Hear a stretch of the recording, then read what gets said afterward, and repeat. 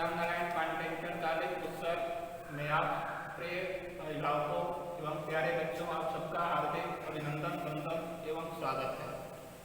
जैसा कि हमने पिछले वीडियो में आप लोगों को संघवाद नागरिक शास्त्र के अंतर्गत क्लास 10 सामाजिक विज्ञान सोशल साइंस सब्जेक्ट के अंतर्गत आप लोगों को एक वीडियो डाला था। उसमें आपको संघवाद के बारे में बताया गया। संघवाद क्या चीज है, संघवाद कहते किसे हैं? जब केंद्र और प्रांत के शक्तियों का बंटवारा करके अपनी व्यवस्था के आधार पर शासन संचालन कर रहे हो तो आप उसे संघवाद कह सकते हैं। आज के इस वीडियो में हम आप लोगों के सामने आ रहे हैं भारत में संघीय शासन व्यवस्था, यानी हमारे देश भारत में संघवाद की क्या अवधारणा है, हमारे देश में संघीय शासन की क्या प्रक्रिया है। यानी भारत में भी अपना खुद का संविधान है जिसे भीमराव अम्बेडकर जी ने लिखा था। उसी के उपलक्ष्य में 26 जनवरी का गणतंत्र दिवस भी हम मनाते हैं। तो उस संविधान में एक व्यवस्था बनाई गई है कि भारत में संघवादी शासन के अंतर्गत शासन किस आधार पर संचालित हो। तो सुविधा के अनुसार, क्योंकि भारत एक विहंगम देश है, बड़ा देश है, जनरेशन यहाँ ज्यादा है, 130 करोड़ की जनता जिस देश में हो वहाँ एक केंद्रीय व्यवस्था से शासन संचालन नहीं हो सकता है। तो ऐसे में शासन थोड़ा सा और सरलता पूर्वक चले, हर जनतक व्यवस्था सरकार के योजनाओं का क्रियान्वयन लाभ हर व्यक्ति पाले, इसके लिए शासन तंत्र को संचालित करने के लिए दो भाग में बांटा है। दो भाग क्या है? यानी भारत में संघीय शासन व्यवस्था को दो भागों में बांटा गया। पहला है केंद्रीय सरकार और दूसरा है राज्य सरकार। तो केंद्रीय सरकार क्या है? केंद्रीय गवर्नमेंट व्यवस्था है, वह शासन है जिसमें सरकार केंद्र में बैठ करके पूरे राष्ट्र की व्यवस्था को संचालित करती है। नियम कानून योजनाएं सारे के सारे व्यवहार को, सारे के सारे व्यवस्था को, सुविधा को सबके लिए समान रूप से केंद्र गवर्नमेंट जिस व्यवस्था को चलाती हो उसे हम केंद्रीय सरकार या केंद्रीय व्यवस्था करते हैं, केंद्रीय शासन करते हैं। अब ऐसे में क्योंकि भारत, हमने आपको पहले बताया कि बड़ा देश है, कई खंडों में बटा हुआ, कई प्रांतों में बटा हुआ यह देश है। तो हर प्रांत के अपने जिम्मेदार होते हैं, अपनी व्यवस्था होती है जिसका जनता के द्वारा, क्योंकि भारत लोकतंत्रात्मक देश है, तो ऐसे में जनता एक मुख्यमंत्री का चुनाव करती है और वह अपने प्रांत का सर्वे सर्वा विकास का उत्तराधिकारी होता है। तो दूसरा है राज्य सरकार या प्रांतीय सरकार। राज्य को आप प्रांत भी कह सकते हैं, राज्य भी कह सकते हैं, प्रदेश भी कह सकते हैं, सूबा भी कह सकते हैं। और सल्तनत काल में तो और भी नामों से जाना जाता था, इक्ता भी उसे कहा जाता था। तो इस तरह से आज जो भारत की व्यवस्था चल रही है, दूसरी व्यवस्था यानी दूसरे तरह की शासन संचालन की जो नीति है उसे हम राज्य सरकार कहते हैं।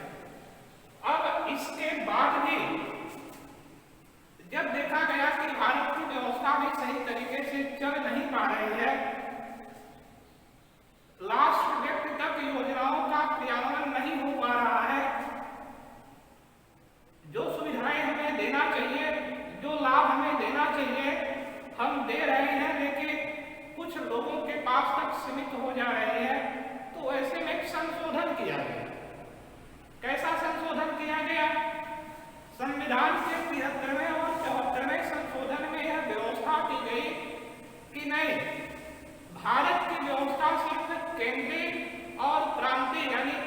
सरकार और राज्य सरकार के माध्यम से नहीं चल सकती है। एक और व्यवस्था होनी चाहिए जिसे हम पंचायती व्यवस्था कहते हैं।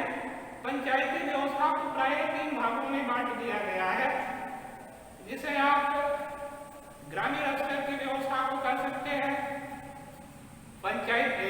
जिला पंचायती व्यवस्था की व्यवस्था को कर सकते हैं, और वही नगरीय व्यवस्था को क्रियान्वयन करने के लिए नगर पालिका की व्यवस्था की गई है। अर्थात ग्रामीण स्तर में जब संचालन किया जाता है शासन का, तो वहां सबसे छोटा तबका जो होता है ग्राम पंचायत। इसके बाद ब्लॉक स्तर पर ब्लॉक की व्यवस्था होती है, फिर जिला स्तर पर जिला पंचायत की व्यवस्था होती है। उसी तरह से शहरों में यानी नगरों में भी व्यवस्था 3 आधार पर चलती है: नगर पालिका, नगर निगम, नगर परिषद। तो इस आधार पर उसे चलाने के लिए जो है सिस्टम को करते हैं।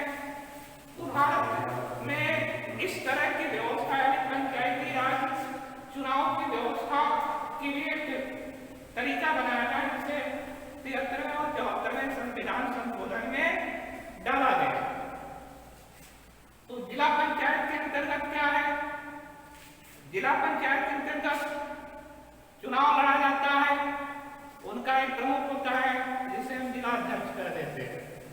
उसी तरह से ब्लॉक स्तर पर यानी ग्रामीण अंचल में ब्लॉक स्तर पर वीडीसी का चुनाव होता है, और कई वीडीसी मिलकर के अपना ब्लॉक प्रमुख का चुनाव कर लेते हैं। गांव में भी है, ग्राम पंचायत में, ग्राम में भी कई वार्डों को मिला करके चुनाव लड़ करके ग्राम प्रधान का चुनाव कर लेते हैं। तो इस आधार पर जो है शहर और नगर में अलग अलग बांट करके जो है सरकार चलाई जाती है भारत में। तो भारत की संघीय शासन व्यवस्था के अंतर्गत आप ये जान लीजिए कि यहाँ 3 तरह की शासन व्यवस्था चलाई जाती है। एक केंद्रीय व्यवस्था है, एक राज्य सरकार की व्यवस्था है, और एक तीसरा जो है वह पंचायती राज की व्यवस्था है। इस आधार पर 3 व्यवस्थाओं में आप इसका अध्ययन कर सकते हैं। अब आपको थोड़ा सा और जानना होगा, केंद्र व राज्य के बीच में कुछ बंटवारा होता है शक्तियों का, अधिकारों का, कि किस विषय पर हम शासन करेंगे, किस विषय का अधिकार क्षेत्र राज्य सरकार का होगा, केंद्र सरकार का होगा।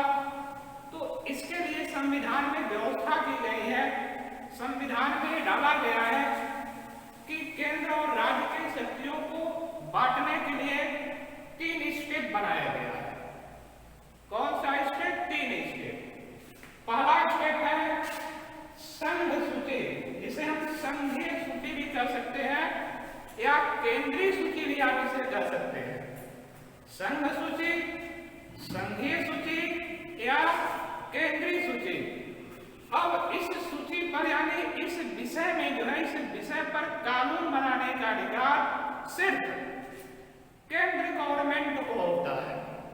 यानी भारत में जो है केंद्रीय सरकार को संघीय या केंद्रीय सूची पर एक उसका क्राइटेरिया है, एक निर्दिष्ट लिमिटेशन है उसका, कि उस विषय पर कानून बनाने का अधिकार, व्यवस्था देने का अधिकार सिर्फ केंद्रीय गवर्नमेंट को होगा। एग्जाम्पल के रूप में आपको हम बता दे रहे हैं, जैसे मुद्रा विषय पर जो है कानून बनाने का अधिकार भारत में सिर्फ केंद्र सरकार को है। इसके अलावा रेल विषय पर कानून बनाने का अधिकार सिर्फ केंद्रीय सरकार को है, यानी केंद्र गवर्नमेंट को है।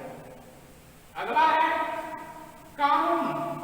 कानून में संशोधन या कानून का नया रूप देने के लिए आवश्यकता के आधार पर उस पर भी कानून बनाने का दायित्व केंद्रीय गवर्नमेंट को होता है। इसके अलावा डाक हो गया, कार हो गया, सूचना संचालन हो गया, और भी तमाम बहुत सारे विषय हैं जिन विषयों पर सिर्फ केंद्र गवर्नमेंट अपना अधिकार स्थापित किया, वही उसकी व्यवस्था देखती है, वही उसकी सुविधा को संचालित करती है और वही उस विषय पर कानून बनाती है। इस विषय पर यानी संघीय सूची के अंतर्गत जितने विषयों को डाला गया है उन सारे विषयों पर केंद्र सरकार शासन करती है, कानून बनाती है।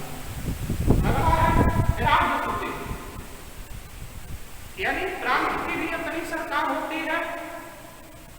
तो राज्य की जो सरकार है, राज्य की ही सरकार के कुछ अपने अधिकार हैं कि उन विषयों पर सिर्फ वही कानून बना सकती है, उसमें केंद्र गवर्नमेंट का कोई इंटरफेयर नहीं होगा, यानी उसमें उनका कोई हिस्सेदारी या भागीदारी नहीं होगा।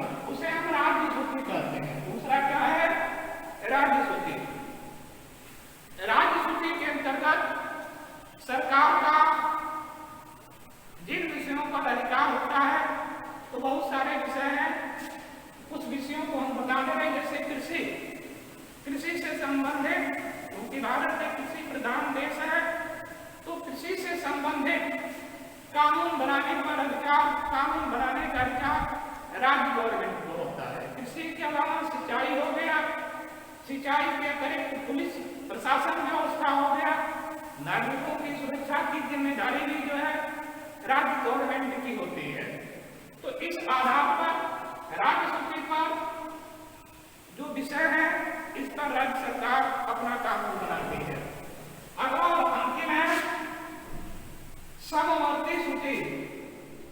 समवर्ती सूची, सम मतलब होता है समान, यानी समवर्ती सूची के अंतर्गत कुछ ऐसे विषय हैं जिस पर केंद्र सरकार का भी अधिकार है और राज्य गवर्नमेंट का भी अधिकार है, यानी केंद्रीय और प्रांतीय दोनों सरकार मिलकर के इस विषय पर कानून बनाती है।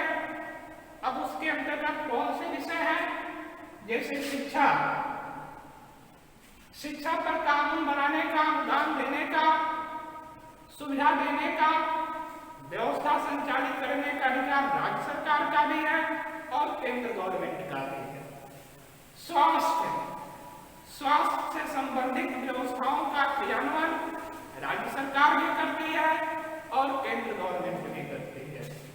अगला है जैसे प्राकृतिक संपदाएं हो गई, पर्वत, पठार, वन, नदी इत्यादि इत्यादि, इन विषयों पर भी जो है केंद्र गवर्नमेंट और राज्य गवर्नमेंट दोनों समान रूप से कानून बनाने का दायित्व, आधिपत्य स्थापित हुए, उनको अधिकार मिला हुआ है। तो इसी के साथ आज के इस वीडियो में बस इतना। आगे फिर हम एक नई व्यवस्था के साथ आपके सामने आएंगे। हमें पता है, मालूम है कि आप लोग पढ़ते होंगे घर पर पढ़िए। धन्यवाद।